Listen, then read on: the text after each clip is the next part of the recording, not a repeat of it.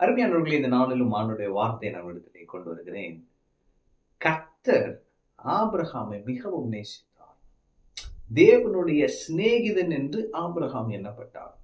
அப்படிப்பட்ட ஆபிரகாமுக்கு ஆண்டவர் ஒரு வாக்குத்தத்தம் கொடுத்தார். என்ன அப்படின்னா, ஆதியாகமம் 15:1 பாருங்களேன். இந்த காரியங்கள் நடந்த பின்பு கர்த்தருடைய வார்த்தை ஆபிராமுக்கு தரிசனத்திலே உண்டாகி, அவர், ஆபிராமே, நீ பயப்படாதே, நான் உனக்கு கேடகமும் உனக்கு மகா பெரிய பலனுமாயிருக்கிறேன் என்றார்.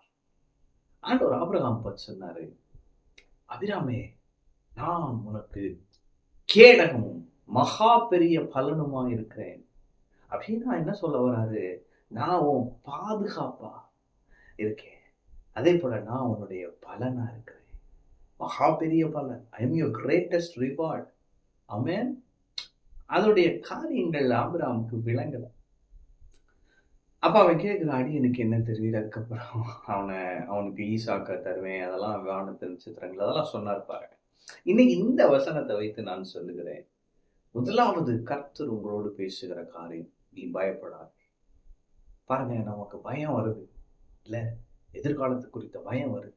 அடுத்து என்ன நடக்குமோ, இந்த வருஷம் என்னென்னலாம் நடக்குமோ, வாக்குத்தத்தெல்லாம் கேட்டாச்சு, 5 நாள் கடந்து 6வது நாளுக்குள்ள வந்துட்டோம், என்ன நடக்க போகுதுன்னு தெரியல அப்படின்னு ஒரு பயம் இருக்கு பாருங்க. சரீரத்துல என்னென்னமோ பண்ணுது, வைரல் ஃபீவர் வந்துட்டு என்னென்னமோ பண்ணிட்டு இருக்கு இல்ல. ஆண்டவர் சொல்றாரு, நீ பயப்படாதே. அவன் பயப்படாதேன்னு அவர் சொல்றப்ப என்ன சொல்ல வராரு? அவன் கூட இருக்கிற நீ பயப்படாதே. அவன் மனிதர்கள் சிலர் பேர் உங்களை விட்டுட்டு போயிருக்கலாம், கூட இருக்கேன்னு சொன்னவங்க சிலர் இல்லாம இருக்கலாம், சிலர் மரித்து போயிருக்கலாம். நான் சொல்றேன், கர்த்தர் ஜீவனுள்ள தேவன் உங்களோடு இருக்கிறார். நீங்க பயப்படாதீங்க. அவர் சொல்லுகிறார், நீ பயப்படாதே, நான் உன்னுடனே கூட இருக்கிறேன். ஆமென். பயப்படாதீங்க. அடுத்து சொல்றாரு, நான் உனக்கு கேடகமும். கர்த்தர் சொல்றாரு, நான் உன் பாதுகாப்பா இருக்கிறேன். ஷீல்டு. ஷீல்டுனா அப்படியே முன்னாடி நிக்கிற ஒரு பாதுகாப்பு பாருங்க. அப்ப எதிரி உங்களை தாக்காத வண்ணம் கர்த்தர் உங்கள் பாதுகாப்பா இருக்கிறார். இந்த ஆண்டிலே நான் சொல்லுகிறேன், நீங்க, உங்க குடும்பம், உங்க குடும்பத்தில் இருக்கிற ஒவ்வொருத்தவங்களும் கர்த்தருடைய பாதுகாப்புல இருக்கிறீர்கள்.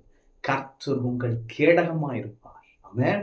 இந்த ஆண்டுல உங்க குடும்பத்துல, உங்க சொந்தத்துல யாரும் மறிப்பதில்லை. கர்த்தருடைய பாதுகாவல் இருக்கும். கர்த்தர் உங்கள் கேடகமாய் நின்று சகல தீமைக்கும் விலக்கி உங்களை பாதுகாப்பார். நீங்கள் ஜீவனுள்ளவர்களாய் சாவாமல் பிழைத்திருந்து கர்த்தருடைய செய்கைகளை அறிவிக்கிறவர்களாய் இருப்பீர்கள். எந்த வியாதியும் உங்களை அணுகாது, எந்த பலவீனமும் உங்களை தாக்காது. நீங்கள் பாதுகாப்பாய் இருப்பீர்கள், பாதுகாப்பாய் இருக்கிறீர்கள். ஏனென்று சொன்னால் கர்த்தர் உங்கள் கேடகமாய் இருக்கிறார். ஆமென். அப்ப நீங்க பயப்படாதீங்க, கர்த்தர் உங்கள் பாதுகாப்பாய் இருக்கிறார். கர்த்தர் உங்களுக்கு மகா பெரிய பலனுமாய் இருக்கிறார். அவரே உங்கள் பலனா இருக்கிறார்.